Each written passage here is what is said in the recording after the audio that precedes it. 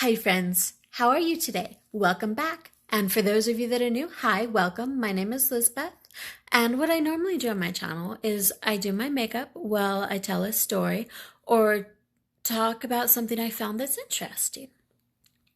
Well, so for this month, since it's December and it's the Christmas season, I have been doing like a Christmas theme. And for a few days, I was filming myself doing my makeup and then recording myself telling a story.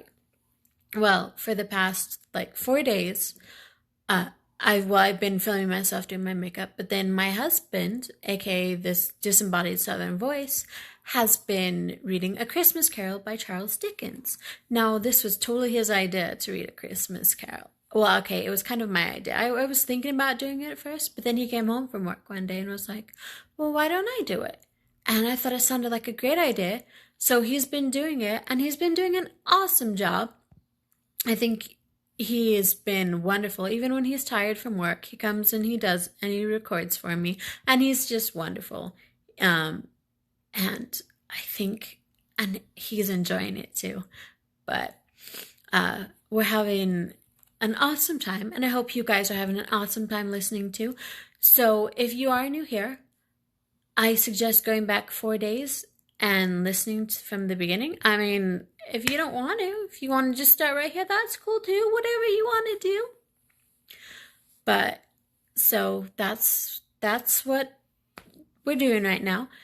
And also, let's talk about this look for a sec. So my husband pointed out I'm kind of been doing variations of the same look.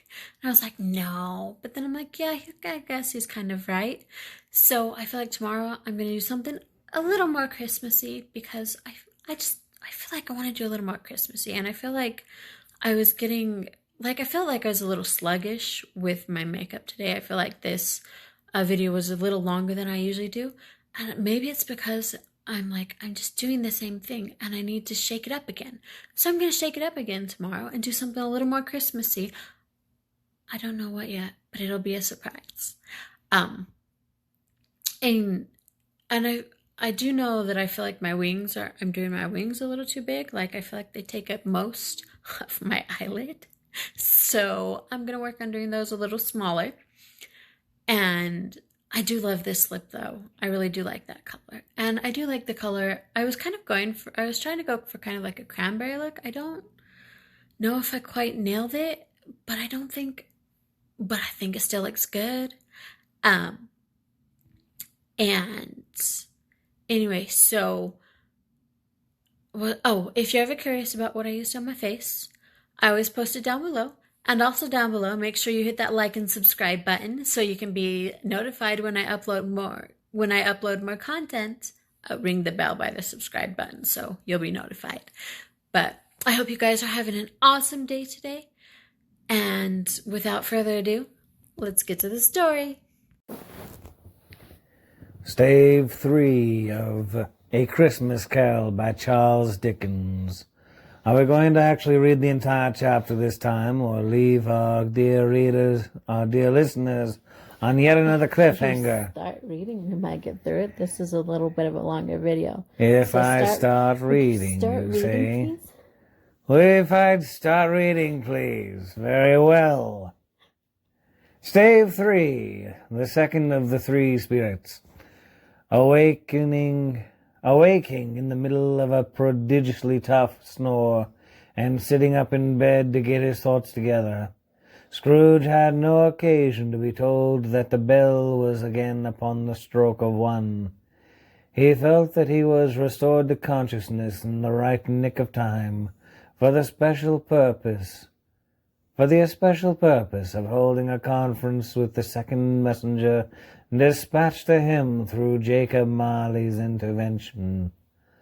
But finding that he turned uncomfortably cold when he began to wonder which of his curtains this new spectre would draw back, he put them every one aside with his own hands, and lying down again, established a sharp lookout around,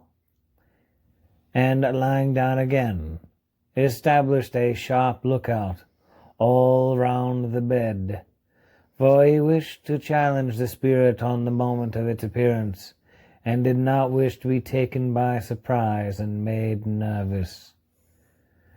Gentlemen of the free and easy sort, who plumed themselves on being acquainted with a move or two, and being usually equal to the time of day, express the wide range of their capacity for adventure by observing that they are good for anything from pitch and toss to manslaughter, between which opposite extremes no doubt there lies a tolerably wide and comprehensive range of subjects. Without venturing for Scrooge quite as hardly as this, I don't mind calling on you to believe that he was ready for a good broad field of strange appearances, and that nothing between a baby and a rhinoceros would have astonished him very much. Now, being prepared for almost anything, he was not by any means prepared for nothing. And consequently, when the bell struck 1, and no shape appeared, he was taken with a violent fit of trembling. 5 minutes, 10 minutes, a quarter of an hour went by, yet nothing came.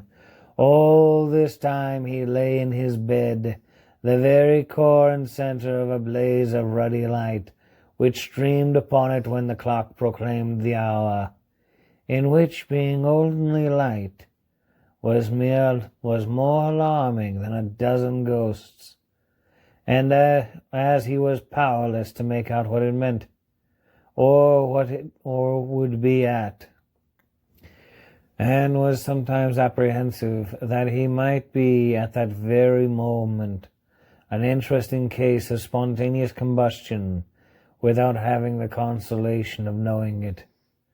At last, however, he began to think, as you or I would have thought at first, for it is always the person not in the predicament who knows what ought to have been done in it, and would unquestionably have done it too. At last, I say, he began to think that the source and secret of this ghostly light might be in the adjoining room, from whence, on further tracing it, it seemed to shine. This idea taking full possession of his mind, he got up softly and shuffled in his slippers to the door. The moment Scrooge's hand was on the lock, a strange voice called him by his name and bade him enter. He obeyed. It was his own room. There was no doubt about that. But it had undergone a surprising transformation. The walls and ceiling were so hung with living green that it looked a perfect grove, from every part of which bright gleaming berries glistened. The crisp leaves of holly, mistletoe, and ivy reflected back the light as if so many little mirrors had been scattered there, and such a mighty blaze went roaring up in the chimney as that dull petrification of a hearth had never known in Scrooge's time, or Marley's for many and many a winter season gone, heaped up on the floor to form a kind of throne where turkeys, geese, game, poultry, brawn, great joints of meat, sucking pigs, long wreaths of sausages, mince pies, plum puddings, barrels of oysters, red-hot chestnuts, cherry-cheeked apples, juicy oranges, luscious pears, immense 12 cakes, and seething bowls of punch that made the chamber dim with their delicious steam. In easy state upon this couch there sat a jolly giant, glorious to see, who bore a glowing torch in shape not unlike Plenty's horn, and held it up, high up, to shed its light on Scrooge as he came peeping round the corner. "Come in," exclaimed the ghost. "Come in and know me better, man." Scrooge entered timidly and hung his head before this spirit. He was not the dogged Scrooge he had been, and though the spirit's eyes were clear and kind, he did not like to meet them. "I am the ghost of Christmas present," said the spirit. "Look upon me." Scrooge reverently did so. It was clothed in one simple deep green robe or mantle, bordered with white fur. This garment hung so loosely on the figure that its capacious breast was bare, as if disdaining to be warded or concealed by any artifice. Its feet, observable beneath the ample folds of the garment, were also bare, and on its head it wore no other covering than a holly wreath, set here and there with shining icicles. Its dark brown curls were long and free as its genial face, its sparkling eye, its open hand, its cheery voice, its unconstrained demeanor, and its joyful air. Girded round its middle was an antique scabbard, but no sword was in it. The ancient sheath was eaten up with rust. "You have never seen the like of me before," exclaimed the spirit. "Never," Scrooge made to answer it. "I have never walked forth with the younger members of my family, meaning, for I am very young, my elder brothers born in these later years," pursued the phantom. "I don't think I have," said Scrooge. "I am afraid I have not. Have you had many brothers, ghost? Brothers, spirit?" "More than 1,800, said the ghost. "A tremendous family to provide for," muttered Scrooge. The ghost of Christmas present rose. "Spirit," said Scrooge submissively, "conduct me where you will. I went forth last night on compulsion, and I learned a lesson which is working now. Tonight, if you have aught to teach me, let me profit by it." "Touch my robe." Scrooge did as he was told, and held it fast. Holly, mistletoe, red berries, ivy, turkeys, geese, game, poultry, brawn, meat, pigs, sausages, oysters, pies, puddings, fruit, and punch all vanished instantly. So did the room, the fire, the ruddy glow, the hour of night, and they stood in the city streets on Christmas morning, where, for the weather was severe, the people made a rough but brisk and not unpleasant kind of music, in scraping the snow from the pavement in front of their dwellings, and from the tops of their houses, whence it was mad delight to the boys to see it come plumping down into the road below, and splitting into artificial little snowstorms. The house fronts looked black enough, and the windows blacker, contrasting with the smooth white sheet of snow upon the roofs, and with the dirtier snow upon the ground, which last deposit had been ploughed up in deep furrows by the heavy wheels of carts and wagons, furrows that crossed and recrossed each other hundreds of times, where the great streets branched off, and made intricate channels, hard to trace in the thick yellow mud and icy water. The sky was gloomy, and the shortest streets were choked up with a dingy mist, half thawed, half frozen, whose heavier particles descended in a shower of sooty atoms, as if all the chimneys in Great Britain had, by one consent, caught fire, and were blazing away to their dear hearts' content. There was nothing very cheerful in the climate or the town, and yet there was an air of cheerfulness abroad, that the clearest summer air and brightest summer sun might have endeavored to diffuse in vain.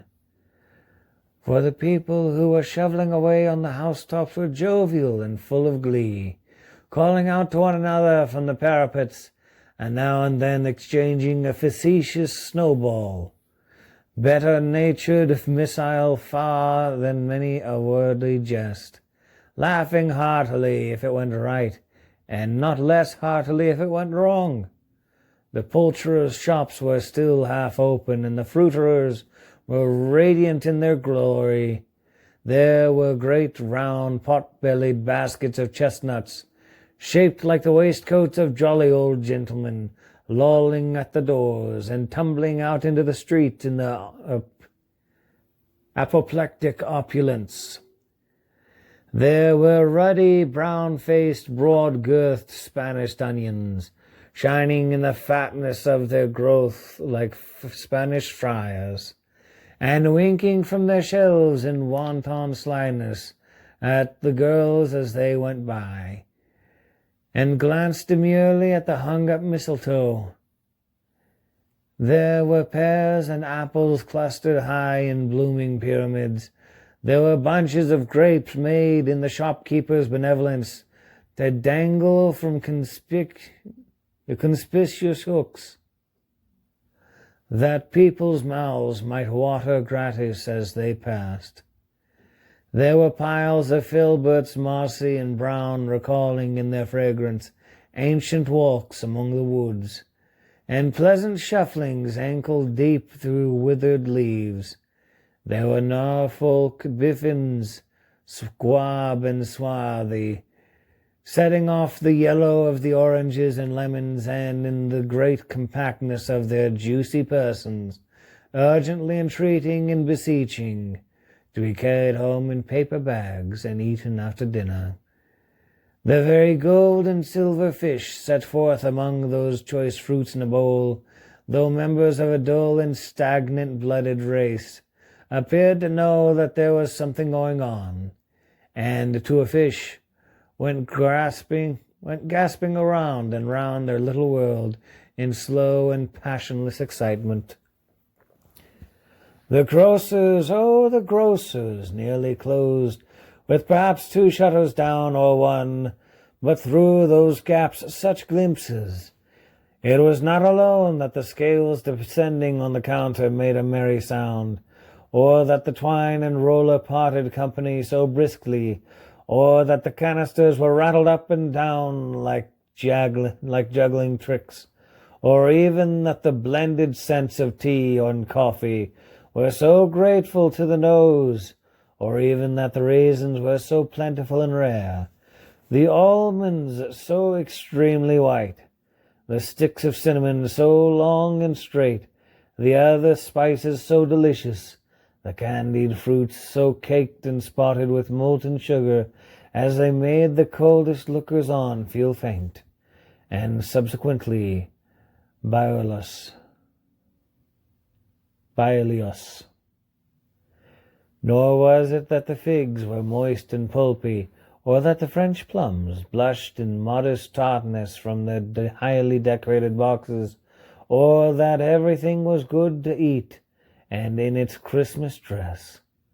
But the customers were all so hurried and so eager in the hopeful promise of the day that they tumbled up against each other at the door, crashing their wicker baskets wildly, and left their purchases upon the counter, and came running back to fetch them, and committed hundreds of the like mistakes, and in the best humor possible, while the grocer and his people were so frank and fresh that the polished hearts with which they fastened their aprons behind might have been their own, worn outside for general inspection and for Christmas stores to peck at if they chose. But soon the steeples called the good people all to church and chapel, and away they came flocking through the streets and in their best clothes and with their gayest faces. At the same time, there emerged from scores of by-streets, lanes, and nameless turnings innumerable people carrying their dinners to their bakers' shops.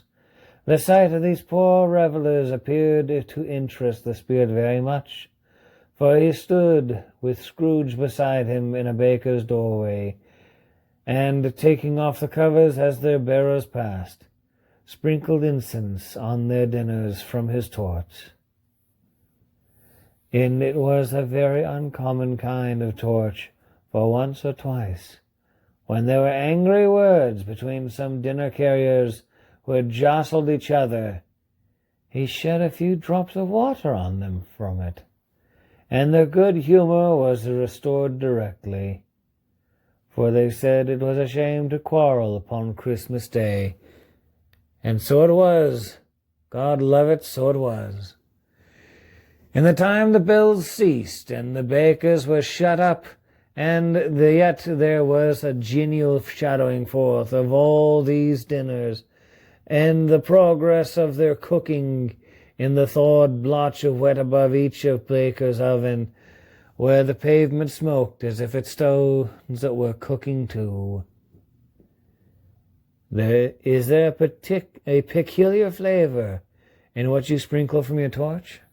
Asked Scrooge. There is, my own. Would it apply to any kind of dinner on this day? Asked Scrooge. To any kindly given, to a poor one most. Why to a poor one most? Asked Scrooge. Because it needs it most. Spirit, said Scrooge, after a moment's thought, I wonder you, of all the beings in the many worlds about us, should desire to cramp these people's opportunities of innocent enjoyment. I? Cried the Spirit. You would deprive them of their means of dining every seventh day, often the only day on which they can be said to dine at all, said Scrooge. Wouldn't you? I? Cried the Spirit. You seek to close these places on the seventh day, said Scrooge. And it comes to the same thing. I seek? Exclaimed the Spirit. Forgive me if I am wrong. It has been done in your name, or at least in that of your family, said Scrooge. There are some upon this earth of yours, returned the Spirit, who lay claim to know us, and who do the deeds of passion, pride, ill will, hatred, envy, bigotry, and selfishness in our name, who are as strange to us and all our kith and kin as if they had never lived. Remember that, and charge their doings on themselves, not us. Scrooge promised that he would, and they went on, invisible as they had been before, into the suburbs of the town. It was a remarkable quality of the ghost which Scrooge had observed at the baker's, that notwithstanding his gigantic size, he could accommodate himself to any place with ease, and that he stood beneath a low roof quite as gracefully and like a supernatural creature as it was possible he could have done in any lofty hall. And perhaps it was the pleasure the good Spirit had in showing off this power of his, or else it was his own kind, generous, hearty nature, and his sympathy with all poor men, that led him straight to Scrooge's clerk. For there he went, and Scrooge with him, holding to his robe, and on the threshold of the door the Spirit smiled, and stopped to bless Bob Cratchit's dwelling. Cratchit's. Why did I read it like that? Not a word, Elizabeth, not a word.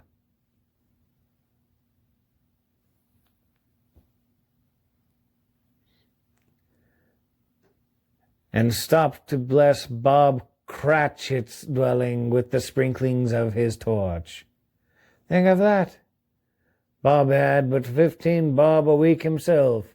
He pocketed on Saturdays but 15 copies of his Christian name, and yet the ghost of Christmas present blessed his 4-roomed house. Then uprose Miss Cratchit's wife, dressed out but poorly in a twice-turned gown, but brave in ribbons, which are cheap, and made a goodly show for 6 pence. And she laid the cloth, assisted by Belinda Cratchit, second of her daughters, also brave in ribbons.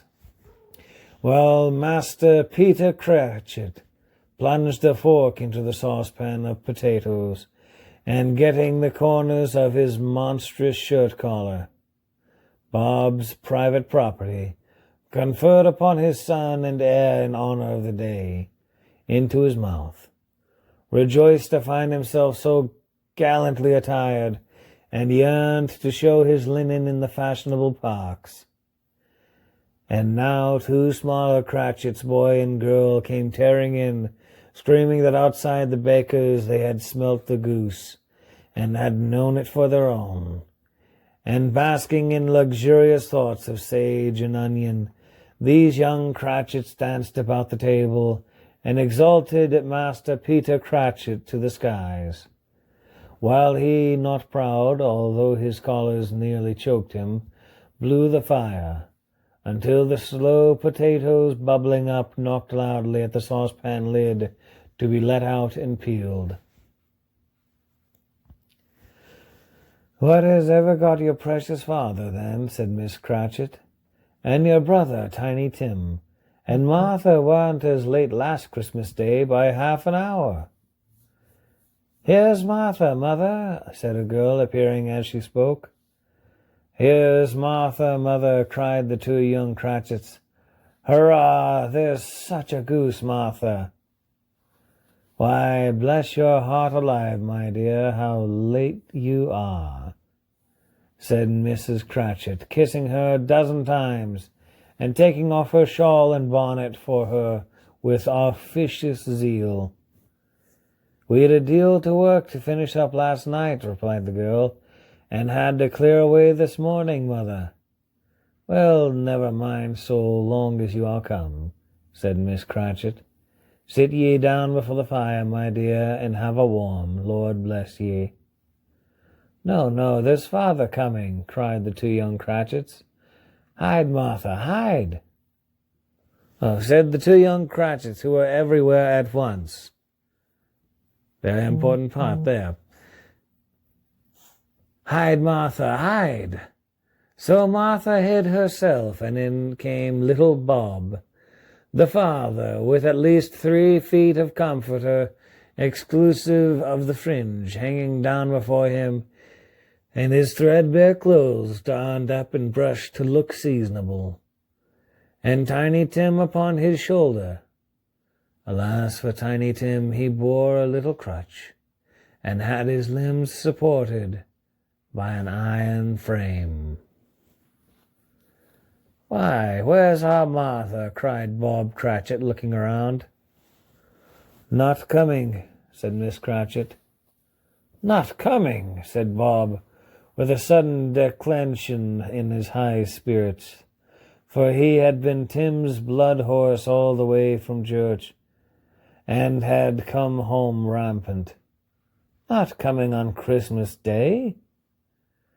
Martha didn't like to see him disappointed, if it were only in joke, so she came out prematurely from behind the closet door and ran into his arms, while the 2 young Cratchits hustled the Tiny Tim and bore him off into the wash house, that he might hear the puddin' singing in the copper. "And how did little Tim behave?"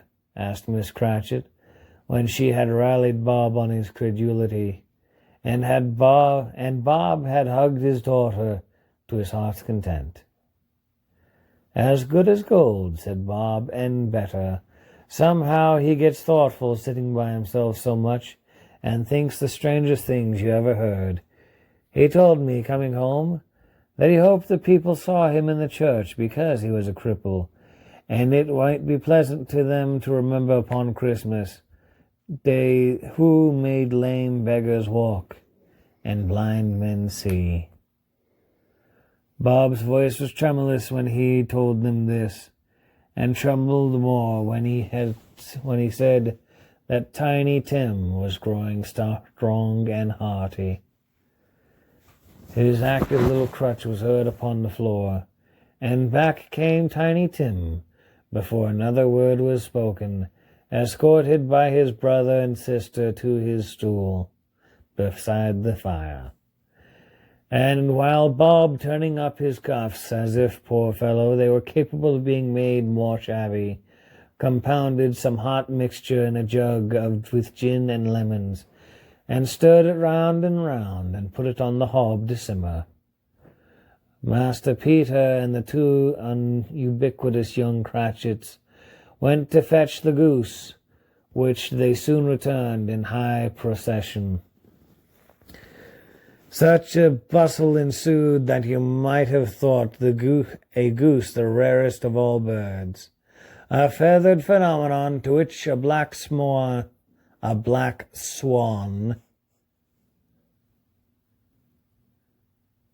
It's long past my bedtime, and you're still having me read bedtime stories, woman. You're welcome. To which a black swan was a matter of course. And in truth, it was something very like it in that house. Miss Cratchit made the gravy ready beforehand in a little saucepan, hissing hot. Master Peter mashed the potatoes. Master Peter mashed the potatoes with incredible vigor. Miss Belinda sweetened up the applesauce. Martha dusted the hot plates. Bob took Tiny Tim beside him in a tiny corner at the table. The two young Cratchits set chairs for everybody, not forgetting themselves, and mounting guard upon their posts, cramming spoons into their mouths, lest they should shriek for goose before their turn came to be helped. At last, the dishes were set on, and grace was said. It was succeeded by a breathless pause as Mrs. Cratchit, looking slowly all along the carving knife, prepared to plunge it in the breast. But when she did, when the long-expected gush of stuffing issued forth, one murmur of delight arose all around the board, and even Tiny Tim, excited by the two young Cratchits, beat on the table with the handle of his knife, and feebly said, "Hurrah!" There never was such a goose. Bob said he didn't believe there ever was such a goose cooked. Its tenderness and flavor, size and cheapness were the themes of universal admiration. Eked out by applesauce and mashed potatoes, it was a sufficient dinner for the whole family. Indeed, as Miss Cratchit said with great delight, surveying one small atom of a bone upon the dish, they hadn't ate it all at last. Yet everyone had had enough, and the youngest Cratchits in particular were steeped in sage and onion to the eyebrows. But now the plates were being changed by Miss Belinda. Miss Cratchit left the room alone, too nervous to bear witness, to take the pudding up and bring it in. Suppose it should not be done enough. Suppose it should break in turning out. Suppose somebody should have got over the wall of the backyard and stolen it while they were merry with the goose. A supposition at which the two young Cratchits became livid. All sorts of horrors were supposed. Hallo, a great deal of steam. The pudding was out of the copper. A smell like a washing day. That was the cloth. A smell like an eating house and a pastry cook's next door to each other, with a laundress's door next to that. That was the pudding. In half a minute Miss Cratchit entered, flushed, but smiling proudly, with the pudding, like a speckled cannonball, so hard and firm, blazing in half a quarter of ignited brandy. And bedite,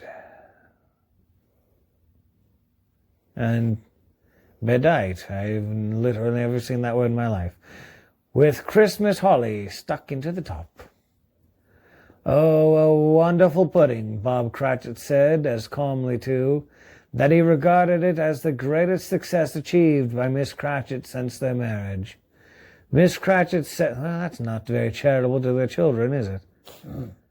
Miss Cratchit said that now the weight was off her mind, she would confess she had her doubts about the quantity of flour.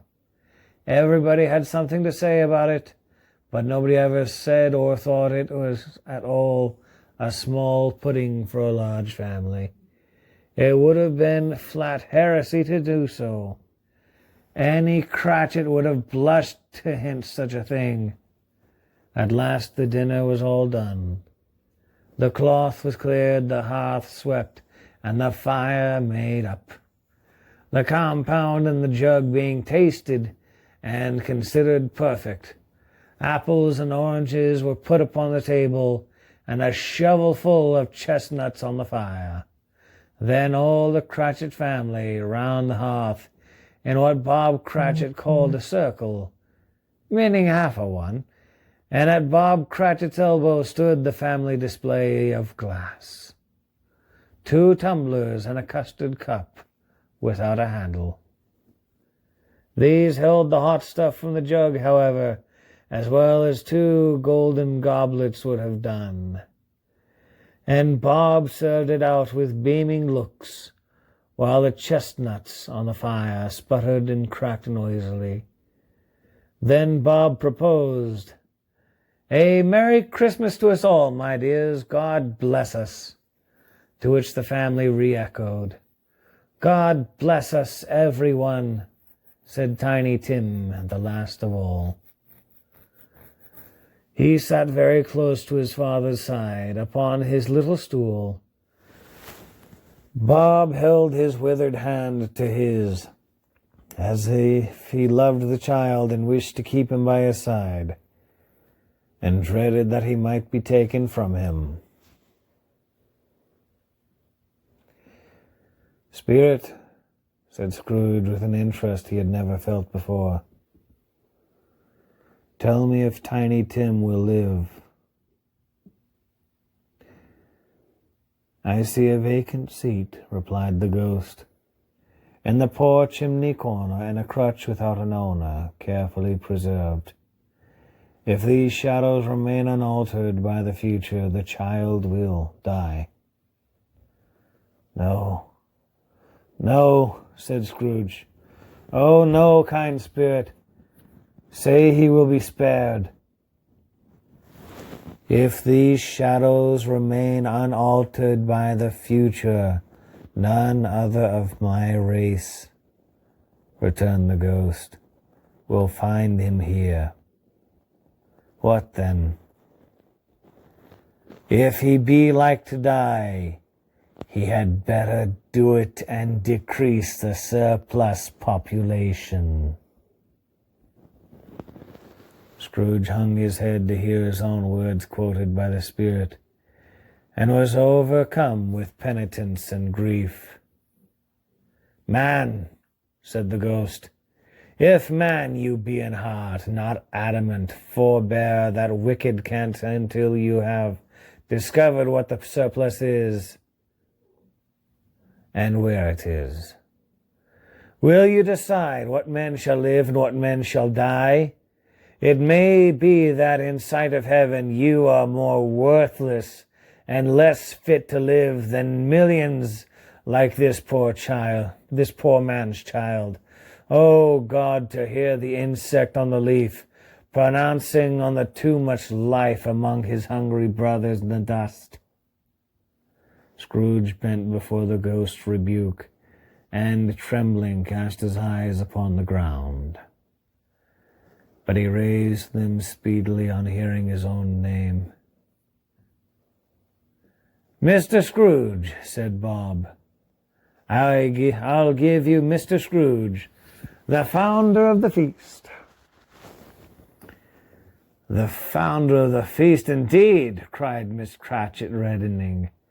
"I wish I had him here. I'd give him a piece of my mind to feast upon, and I hope he'd have a good appetite for it." "My dear," said Bob, "the children, Christmas Day." "It should be Christmas Day, I am sure," said she, "on which one drinks the health of such an odious, stingy, hard, unfeeling man as Mr. Scrooge. You know he is, Robert. Nobody knows it better than you do, poor fellow." "My dear," was Bob's mild answer, "Christmas Day." "I'll drink his health for your sake and the day's," said Miss Cratchit. "Not for his. Long life to him.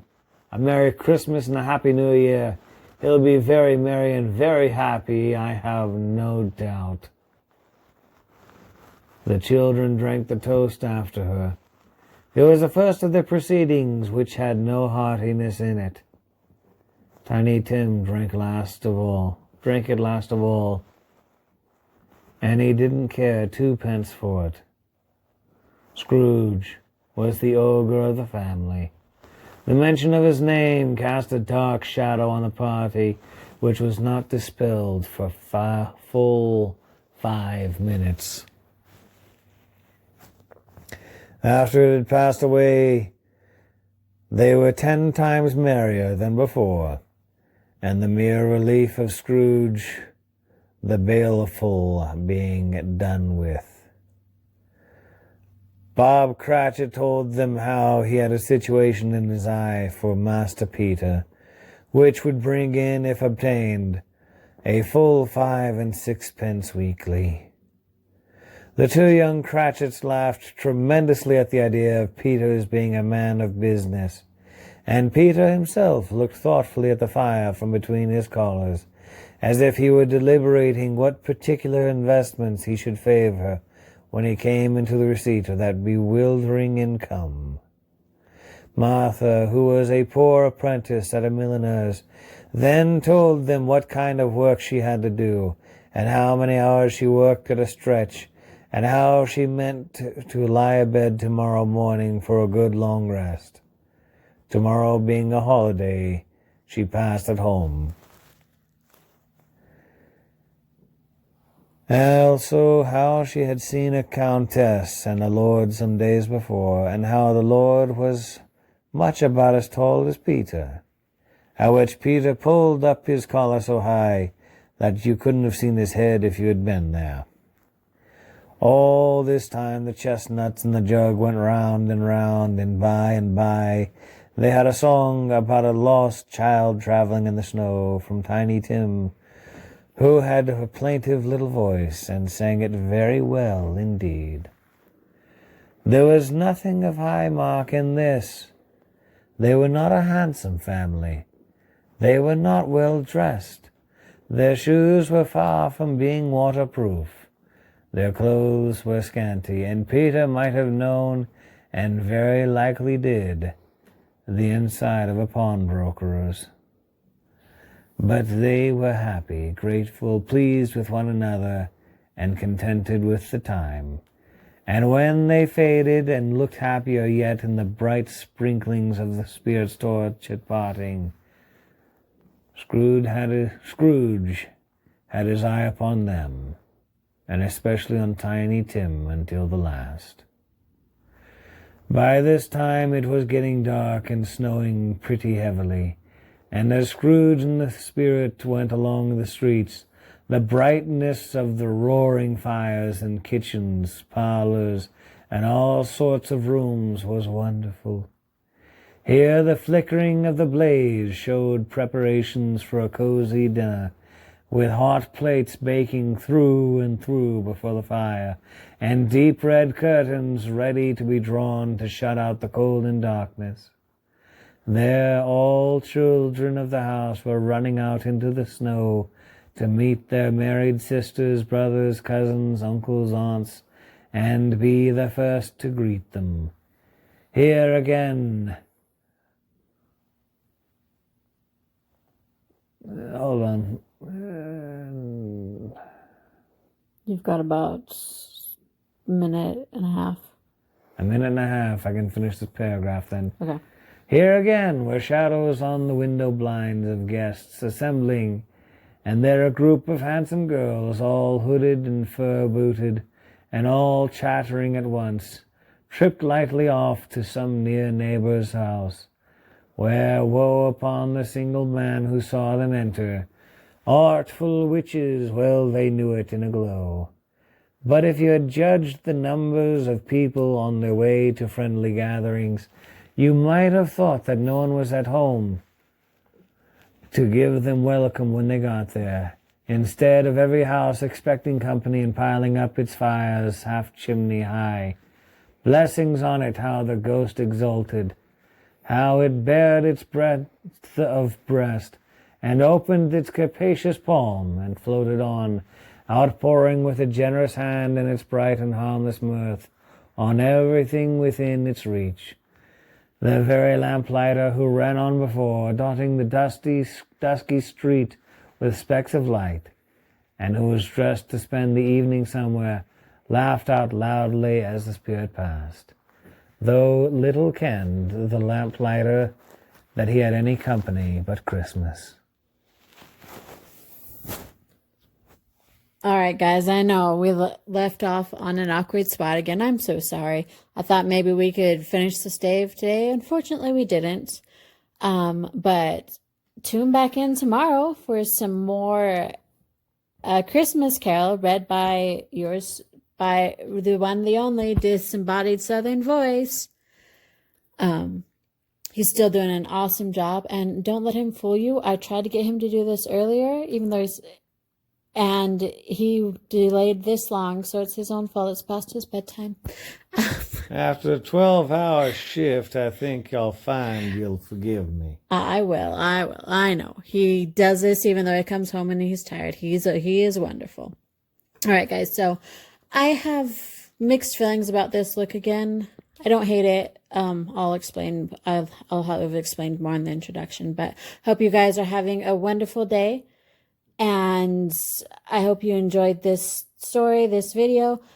Please treat everyone with kindness and respect. Everyone has a story. We don't know what it is. And I will see you tomorrow. Bye.